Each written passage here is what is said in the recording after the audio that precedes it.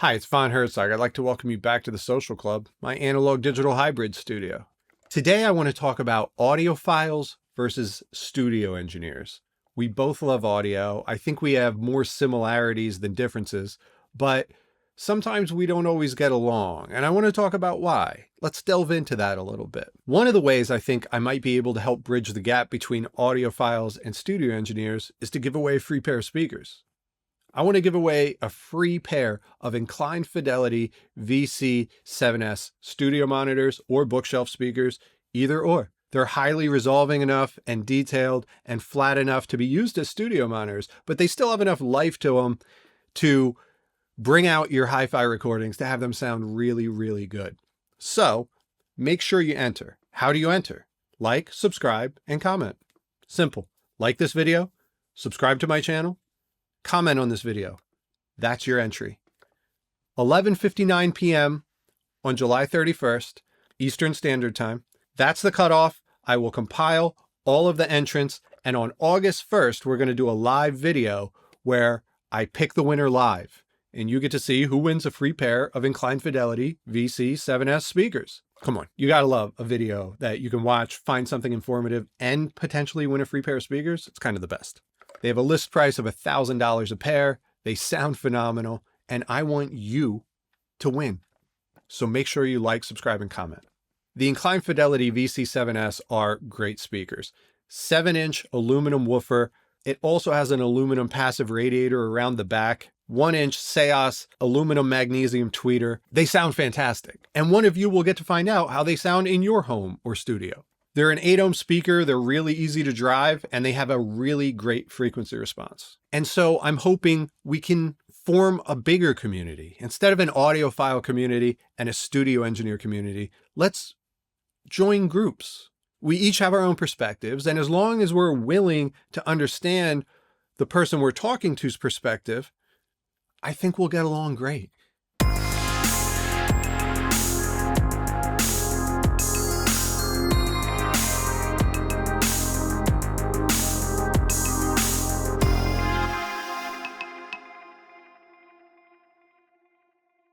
Just over a year ago, I put out my speakers versus studio monitors build video, and it was sort of a jumping off point for me for my channel. When I had put the video out, I only had about 400 subscribers, but after the video had been out for about a month, I hit 1,000 subscribers, which is the minimum required by YouTube to become a partner and share ad revenue.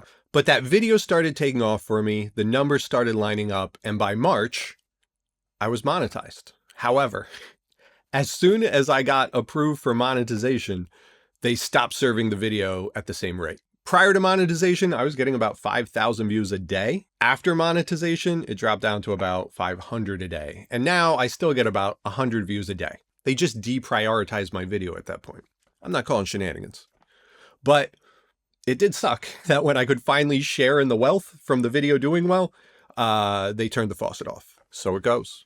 That speakers versus studio monitors build video got a lot of comments, and I noticed a big uptick from the audiophile world. Channels that I love to watch, like GR Research and PS Audio and Cheap Audio Man, were suddenly sending viewers to my videos, to my channel. And that kind of felt good, you know? When I started this channel, I planned to be covering mostly studio stuff, but I quickly found out that there was a lot of overlap in the speaker category to where audiophiles and studio engineers were tuning in to see what I had to say about different speakers. But it also showed me a stark contrast to the approach that audiophiles versus studio engineers take when setting up their room and their listening environments. And that's what I want to get into today, the differences. Why we approach things differently as studio engineers than we do as audiophiles. Look, I'm not looking to say one side is better. I understand both sides. Maybe it's just a human trait, right? That sometimes people want to have a conversation and they want to tell you all about what worked for them. Because look, every audiophile, every studio engineer is on their own journey, their own audio journey. While I think both audiophiles and studio engineers thoroughly enjoy audio, the way in which we approach it is almost completely different. And that's because we're trying to get different things out of it. Let me explain. In the studio, the only thing that matters is the end result of what you're putting out into the world. Then audiophiles can pick it up and decide what they like and what they don't like about the recording. But it's analytical in the studio. We're trying to find the issues that cropped up in the recording. Maybe someone bumped a mic stand. Maybe there was a little too much high end when it was coming in. All of those things can be adjusted. All of those things can be changed. But not once we ship it out into the world. Once that music is finally shipped out to the audiophiles of the world, our job there is done. And now our enjoyment can change. So when a studio engineer is working on a song, the only thing that matters is that end product. How we get there is why we set our equipment up the way we do. That's how we get to that end result, is we need our equipment to be analytical and to show us any inconsistencies. That's not the same approach that an audiophile takes. An audiophile is purely there for the enjoyment of the recorded material. They love that recording, they want to hear it back and hear it as good as they can. Now, even audiophiles have different tastes. Some people only like to listen to stuff at a moderate volume. Other people want that stuff screaming like they were at a concert. What level do you listen to music at? Like decibel level? 70, 80, 90, 100? Like, where are you at? Because depending on what volume level you listen at, you hear things with different levels of clarity. You ever been in the car and the radio's on, but it's turned down? Not all the way. You can hear the music, but you can easily talk over it. When you listen to that music, it doesn't sound the same as when you crank it up.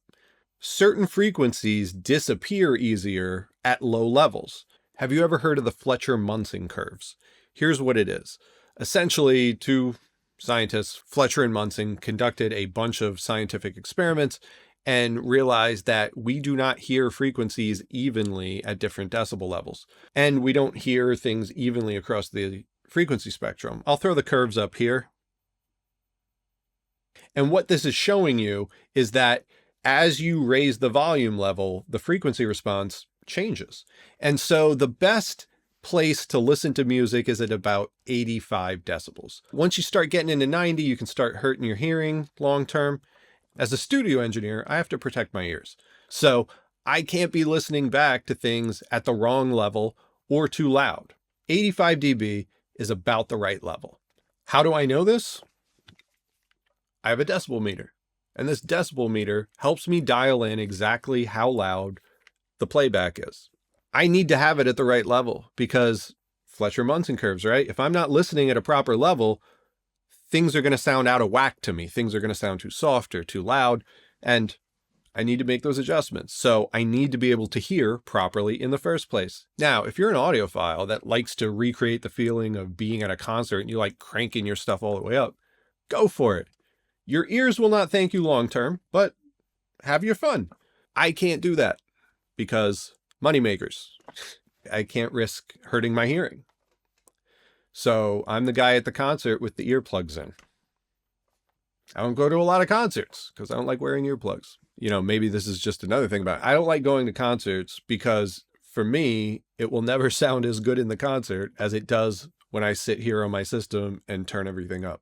I don't want to say it ruined live music for me, but the volume level of live music is what ruins it for me. So get yourself a decibel meter. Know how loud that you're listening to stuff, and it'll make a difference. And see if you notice, like, oh, when I turn it down, yeah, it really does follow those Fletcher-Munson curves. I can hear it. So I try not to listen to things too loud. I try to protect my ears, and you should too. Get yourself a decibel meter, see how loud you're listening to your music at, and drop me a comment and let me know what you find to be your comfort level when you're listening back. What's your comfort level? Because I'd like to know. But I think we need to be more open to each other's setups. Here's what I mean. Your setup might not work for me here as an engineer. You're listening for enjoyment as an audiophile. I'm listening as it's my job. It's my career. I need to do this in order to make money to feed my family. So I can't mess around. I can't be trusting a name on something. I need to hear that it does what I need it to do. My job here is to get the recordings as good as I can get them before I mix them, master them, and ship them out the door. That's not going to happen if I can't hear. These King R04Y MKIII speakers back here, you know, I hope you see my build video. If you didn't, link. I made a 2+ hour build video where I showed you exactly how to build these speakers, how to set them up, and I've been enjoying them ever since. They've completely changed my world in mixing and mastering. I can hear things in a completely new, different way, where everything is extremely linear. And that's because these speakers have DSP built in that allowed me to correct their response for my room. So I have a very well-treated room, as you can see. However, bass notes are unwieldy. Like, they just are. They're too long to mitigate with, a piece of foam. That's not going to do anything for you. So to do that, I have a very, very flat speaker. I've made it as flat as I can get it. And I received multiple comments from other people in the audiophile world telling me that's not what I want. I don't want a flat speaker.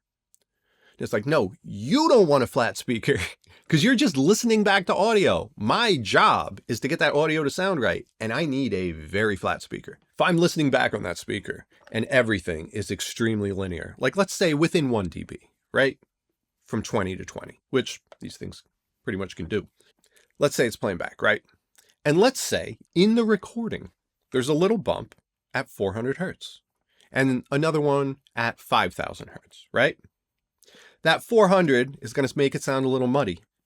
That 5,000 is going to make it sound very bright on the top.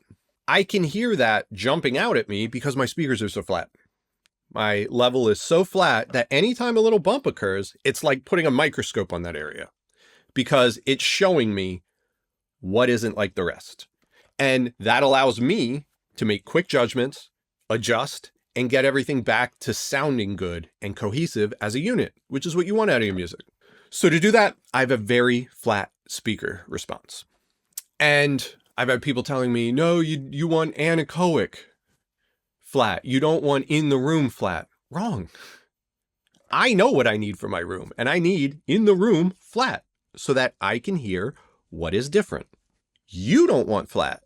I want flat because I'm using this as my job, and it's part of work, and it's a tool for the job. The same way an oscilloscope is, or anything else that is another tool for my job.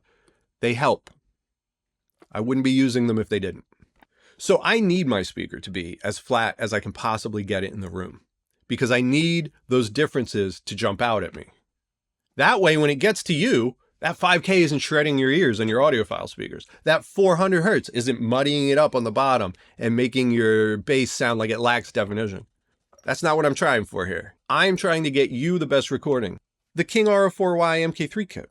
They were originally designed to be an audiophile kit by Seos in Norway. They put this kit out. And it can be an audiophile speaker for you. You don't have to adjust the DSP like I did in every setting. It comes with 3 DSP presets built in, so you have your response how you want it. And it's anechoic flat.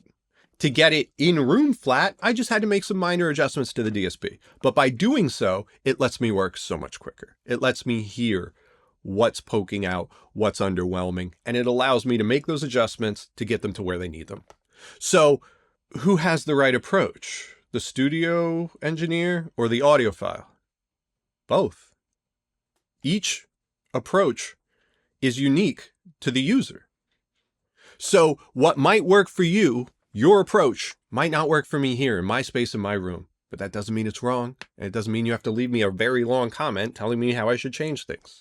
I do like your comments, but I don't need a dissertation on how to set up my speakers in my room. I already know. I'm not trying to be a dick here. I'm just trying to tell you, understand where I'm coming from. I'm a studio engineer who holidays as an audiophile. I'm a part-time audiophile, full-time engineer. So what does that mean? That means that I care very much about the music that I'm putting out of here, that it's as good and clean and clear and properly volumed as I can get it.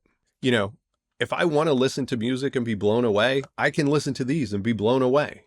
Why? Because to me, the truth is the recording. I don't want a speaker that's going to mask it. I don't want a speaker that's going to make the high ends really nice and hide things from me. Let's talk about resolution. Resolving. How highly resolving a speaker is, okay? That speaker resolution is what I need, and these things have a ton of resolution. Do you know Bernie Grundman? Bernie Grundman is a mastering engineer who's been a mastering engineer for over 50 years. Royalty in the audiophile community, royalty in the studio community. I think he's our crossover point that we can find our, common ground with. He talked about remastering Steely Dan's Aja album for the 50-year anniversary. And he still has his notes, and he still remembers the original session that they did 50 years ago. And he remembered how Steely Dan brought these small German bookshelf speakers in because they wanted to listen to all the mixes and masters on that. Those were the speakers they were familiar with. That was their reference system.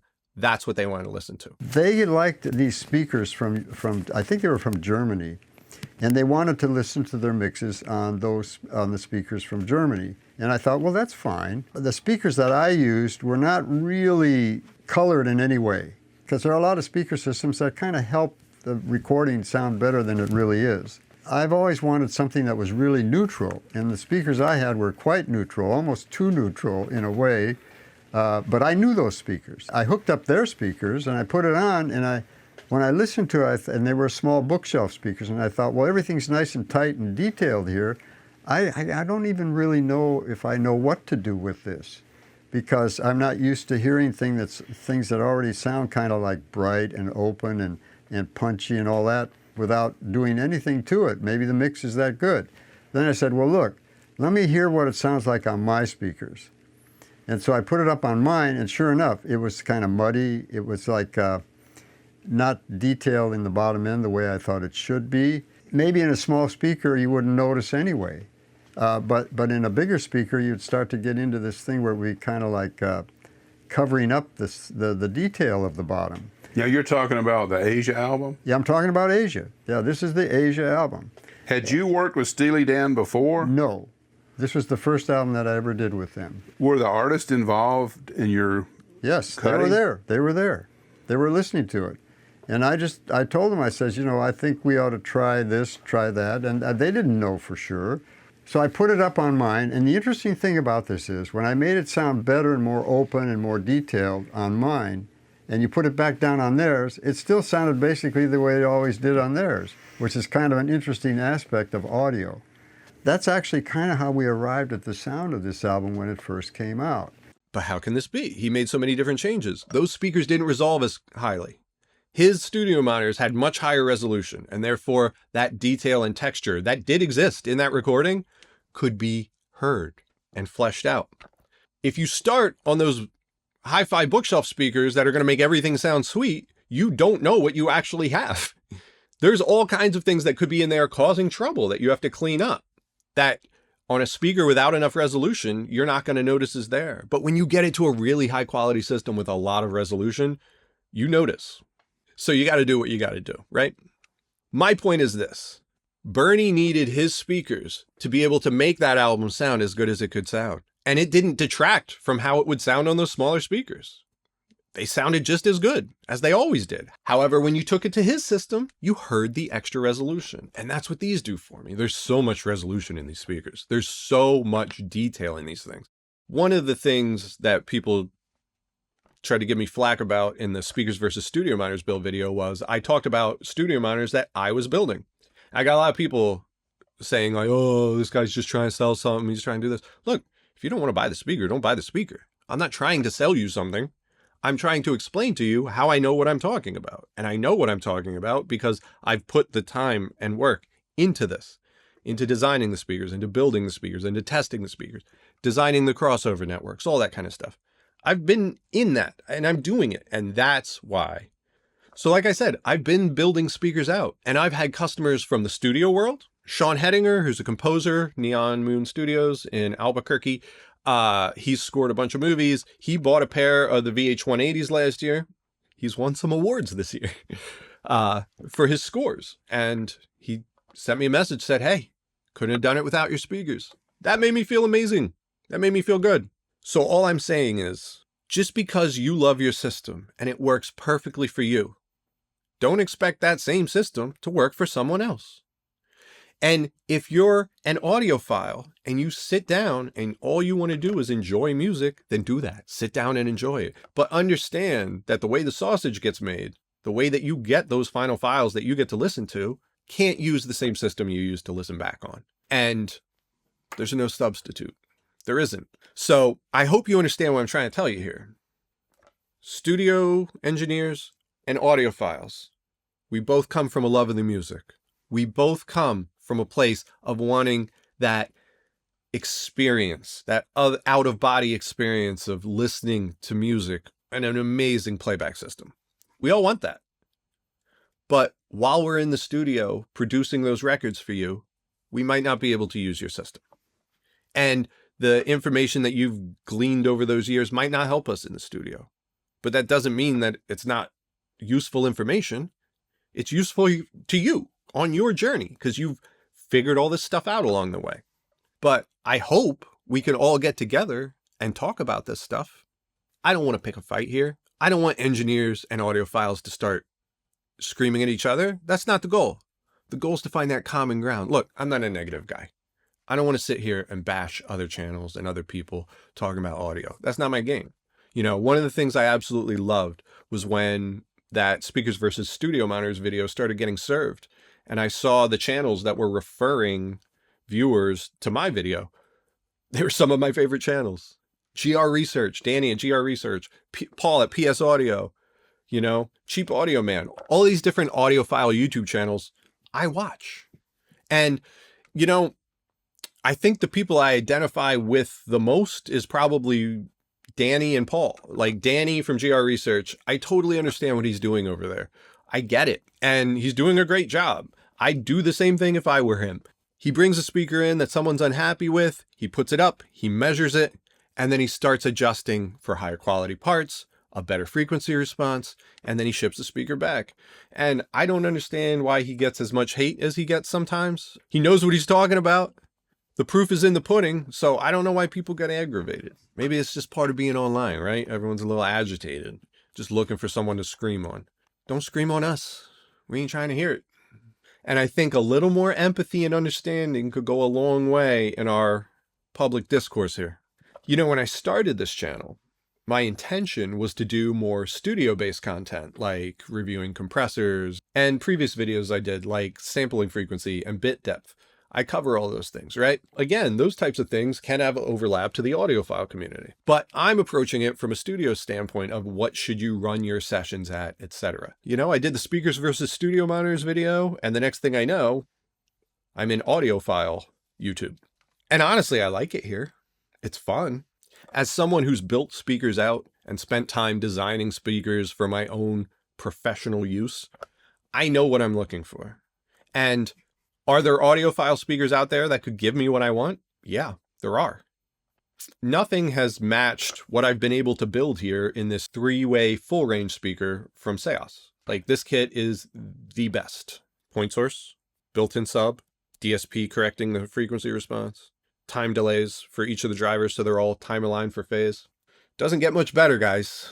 So I talked a lot in this video about how everyone's systems might be different and we shouldn't lecture each other on why each person's system is better than another person's. Because again, you don't know how that other person hears, and it just might not suit your needs.